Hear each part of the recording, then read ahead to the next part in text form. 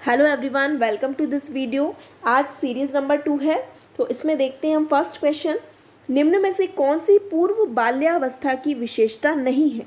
कौन सी पूर्व बाल्यावस्था की विशेषता नहीं है? ध्यान रखिएगा, ऑप्शन दिए हैं। दल या समूह में रहने की अवस्था, मतलब प्री गैंग एज जिसको बोला जाता है। अनुकरण करने की अवस्था, इमिटेटिव एज बोला जाता है। प्रश्न करने की अवस्था, क्वेश्चनिंग एज, या खेलने की अवस्था, प्ले एज। तो इसका सही आंसर क्या होगा? खेलने की अवस्था। क्या होगा सही आंसर? खेलने की अवस्था, जिसको प्ले एज बोला जाता है। तो पूर्व बाल्यावस्था की विशेषता नहीं है खेलने की अवस्था या प्ले एज। हाईलाइट किया हुआ है आंसर को, ताकि आपके दिमाग में इजीली ये रह पाए। ठीक, नेक्स्ट है हमारा, उत्तर बाल्यावस्था में बालक भौतिक वस्तुओं के किस आवश्यक तत्व में परिवर्तन समझने लगते हैं? उत्तर बाल्यावस्था में बालक भौतिक वस्तुओं के किस आवश्यक तत्व में अंतर समझने लगते हैं, परिवर्तन समझने लगते हैं? द्रव्यमान में, संख्या में, द्रव्यमान और संख्या में, और नेक्स्ट ऑप्शन है द्रव्यमान, संख्या और क्षेत्र। तो हमारा जो सही आंसर है वो है द्रव्यमान, संख्या और क्षेत्र। ठीक, इन सभी में परिवर्तन वो समझने लगते हैं। नेक्स्ट है हमारा, व्यक्तित्व स्थायी समायोजन है। व्यक्तित्व स्थायी समायोजन क्या है? एडजस्टमेंट क्या है? पर्यावरण के साथ, प्रकृति के साथ, जीवन के साथ, या ये सभी? तो सही आंसर है ये सभी। क्यों? क्योंकि स्थायी समायोजन की बात हो रही तो पर्यावरण के साथ भी होगा, जीवन के साथ भी होगा, प्रकृति के साथ भी होगा, इन तीनों के साथ है। मतलब आंसर हमारा क्या हो जाएगा? करेक्ट, ये सभी। अगला है, दूसरे वर्ष में अंत तक शिशु का शब्द भंडार, जब बच्चा 2 साल का हो जाता है तो उसका शब्द भंडार लगभग कितना हो जाता है? तो कितना हो जाता है? 100 शब्द। ठीक, कितना हो जाएगा? 100 शब्द। अगला है, शर्म तथा गर्व, शेम एंड प्राउड जैसी भावना का विकास किस अवस्था में होता है? बच्चे में शर्म और गर्व की जो भावना होती है उसका विकास है वो किस अवस्था में होता है? शैशवावस्था, बाल्यावस्था, किशोरावस्था, वृद्धावस्था। ये ऑप्शन है, तो सही आंसर क्या होगा इसका? बाल्यावस्था।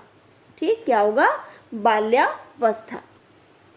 अगला देखते हैं हम, मैकडूगल के अनुसार मूल प्रवृत्ति जिज्ञासा, क्यूरियोसिटी का संबंध कौन से संवेग से है? जिज्ञासा या जानने की इच्छा, वो कौन से संवेग से रिलेटेड है? ऑप्शन है भय, तो भय से तो होगा ही नहीं, जिज्ञासा का भय से कोई वो संबंध नहीं होगा। घृणा से भी नहीं होगा। आश्चर्य, आश्चर्य से जिज्ञासा का संबंध होता है, और भूख से भी नहीं होगा। तो मेन आंसर हमारा जो राइट आंसर है वो क्या होगा? आश्चर्य। ठीक, अगला है, शैशवावस्था की मुख्य विशेषता क्या नहीं है? नहीं वाले क्वेश्चन को ध्यान रखिएगा, हम उनमें बहुत बार गलती कर देते हैं।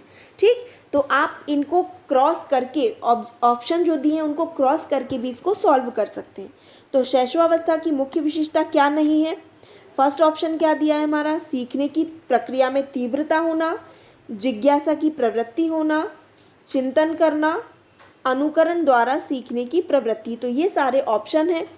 तो अब इसमें पूछा है विशेषता क्या नहीं है, तो सीखने की प्रक्रिया में तीव्रता, ये तो विशेषता होती है क्योंकि उनकी सीखने की जो गति है उसमें तीव्रता आती है। जिज्ञासा की प्रवृत्ति, ये भी विशेषता है क्योंकि जानने की इच्छा जो है, जानने की प्रवृत्ति जो है वो इस अवस्था में आ जाती है। अब साथ ही साथ अनुकरण द्वारा सीखने की प्रवृत्ति, नकल करके भी वो सीखने की प्रवृत्ति उनमें पाई जाती है। तो कौन सी विशेषता नहीं होगी इसमें? चिंतन प्रक्रिया। क्या होगा इसका सही आंसर? चिंतन प्रक्रिया, थिंकिंग प्रोसेस। ठीक, अगला है, किस मनोवैज्ञानिक के अनुसार विकास एक सतत और धीमी प्रक्रिया है? तो ये किसने कहा था कि विकास जो है वो कंटिन्यू चलने वाली और धीमी प्रोसेस है, स्लो प्रोसेस है? कोलेसनिक, पियाजे, स्किनर या हरलॉक? तो आंसर क्या है? स्किनर। स्किनर ने कहा था कि जो विकास है वो एक सतत और धीमी प्रक्रिया है। ठीक, अगला है, बाल्यावस्था जो है वो होती है कब तक? 5 वर्ष तक, 12 वर्ष तक, 21 वर्ष तक, या कोई भी नहीं? ठीक, तो इसका आंसर सही क्या होगा? बाल्यावस्था हमारी कब तक होगी? 12 वर्ष तक। अगला है, व्यक्तित्व विकास की अवस्था है। व्यक्तित्व विकास की कौन सी अवस्था है? ऑप्शन दिए हुए हैं, अधिगम एवं वृद्धि, व्यक्तिव्रत अध्ययन, उपचारात्मक अध्ययन या इनमें से कोई नहीं। तो क्या होगा, व्यक्तित्व विकास की अवस्था होगी हमारी अधिगम एवं वृद्धि। ठीक, अगला है विकास में वृद्धि से क्या तात्पर्य। विकास में क्या हो रही है, वृद्धि हो रही है, इसका क्या मतलब है। ऑप्शन है ज्ञान में वृद्धि होना, संवेग में वृद्धि होना, वजन में वृद्धि होना, या फिर आकार, सोच, समझ, कौशलों में वृद्धि। तो विकास से क्या मतलब है, विकास में वृद्धि हो रही, तो ऐसा तो है नहीं कि ज्ञान में वृद्धि हो रही, तो ये भी ऑप्शन गलत हो गया। वजन में वृद्धि, ये भी सही नहीं है। संवेग में वृद्धि, ये भी नहीं है। सही आंसर क्या होगा इसमें, आकार में भी वृद्धि होना, सोच में भी, समझ, ये सारे कौशलों में वृद्धि को ही हम क्या कहेंगे, विकास में वृद्धि। ठीक, अगला है परिपक्वता का संबंध है। परिपक्वता या मैच्योरिटी का संबंध किससे है, विकास से, बुद्धि से, सृजनात्मकता से या रुचि से। तो परिपक्वता का संबंध किससे है, परिपक्वता आ रही है मतलब विकास हो रहा है, तो सही आंसर क्या होगा हमारा, विकास। अब अगला है तनाव और क्रोध, टेंशन एंड एंगर की अवस्था है। तनाव और क्रोध किस अवस्था में आता है। ऑप्शन है शैशवावस्था, किशोरावस्था, बाल्यावस्था या वृद्धावस्था। तो इसका सीधा सीधा आंसर है किशोरावस्था, एडोलेसेंस। ठीक, तो ये हमारा सही आंसर। अगला है बच्चों की रुचि बनाए रखने के लिए आप कौन सी विधि का चयन करेंगे। आपसे पूछा गया है कि बच्चों की जो रुचि है उसको बनाए रखने के लिए आपको कौन सी विधि का चयन करना है। तो फर्स्ट ऑप्शन है बच्चों को पढ़कर आने को कहेंगे और प्रश्न पूछेंगे, स्वयं गतिविधि करेंगे तथा बच्चों को बताएंगे, आप गतिविधि में बच्चों को शामिल करेंगे, या बच्चों को स्वयं गतिविधि करने के लिए देंगे। तो ये आपके ऑप्शन है, आप इनमें क्रॉस करके भी सही आंसर निकाल सकते हैं। कैसे, बच्चों को पढ़कर आने को कहेंगे और प्रश्न पूछेंगे, नहीं, इससे तो रुचि कुछ टाइम बाद खत्म हो जाएगी, इंटरेस्ट नहीं आएगा उनको। स्वयं गतिविधि करेंगे तथा बच्चों को बताएंगे, इससे हम तो गतिविधि कर रहे हैं लेकिन बच्चे बोर हो जाएंगे। ठीक, आप गतिविधि में बच्चों को शामिल करेंगे, इससे भी थोड़े टाइम के बाद वो बोर हो जाएंगे। यदि हम बच्चों को स्वयं गतिविधि करने को देंगे, उनको खुद कुछ काम करने को देंगे, तो उनको उस काम में इंटरेस्ट आएगा। तो सही आंसर होगा हमारा डी, बच्चों को स्वयं गतिविधि करने के लिए देंगे। नेक्स्ट है एक बच्चे की मानसिक आयु, मेंटल एज जो है वो 12 वर्ष है एवं वास्तविक आयु कितनी है, 10 वर्ष है।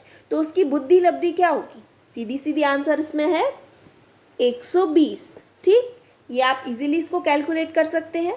तो आंसर कितना हो गया, मानसिक आयु दी है 12 वर्ष और वास्तविक आयु दी है 10 वर्ष, तो हमारी उसकी जो IQ है वो कितना हो जाएगा, 120। ये जो मानसिक आयु या IQ के ऊपर क्वेश्चन एक पूछा ही जाता है, तो इसको ध्यान रखिएगा। इसका फॉर्मूला आपको पता होना चाहिए, क्या होता है, IQ का फॉर्मूला क्या होगा, mental as upon chronological age into 100। तो मेंटल एज यहाँ पर कितनी दी हुई है, 12 दी हुई है, और क्रोनोलॉजिकल या वास्तविक आयु कितनी दी हुई है, 10, इंटू में क्या करेंगे हम 100। ठीक, तो ये कैंसिल, 12 इंटू 10 कितना हुआ, 120। तो इसका आंसर IQ कितना हो जाएगा, 120। इस तरह इसमें से एक क्वेश्चन निश्चित ही पूछा जाता है, किसी भी तरह से पूछा जाए पर क्वेश्चन जरूर आता है। ठीक, इस वीडियो में सिर्फ इतने ही क्वेश्चन, नेक्स्ट वीडियो में फिर हम आगे मिलेंगे।